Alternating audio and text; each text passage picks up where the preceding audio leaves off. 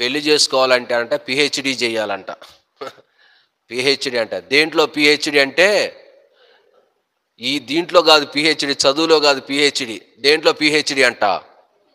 ఓచుకునే దాంట్లో పిహెచ్డి చేయాలంట. ఎందుకు? పెళ్ళయిందంటే ఓర్పు చాలా అవసరం. పెళ్ళైన కొత్తలో వాళ్ళ అమ్మగారితో అర్ధగంట సేపు ఫోన్లో మాట్లాడిద్ది. ఏంది ఎంతసేపు మాట్లాడుతున్నావు అని ఏమి అనకూడదు, ఓర్చుకోవాలి. రకరకాలుగా ఉంటాయి.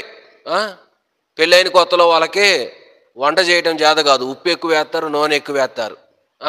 ఉప్పు ఎక్కువ వేసినా ఓర్చుకోవాలి, నూనె ఎక్కువ వేసినా ఓర్చుకోవాలి. అందుకని ఓర్పులో పిహెచ్డి చేయాలంట. అలాగనే మనం కూడా పరలోకానికి వెళ్ళాలంటే మనకేం కావాలి?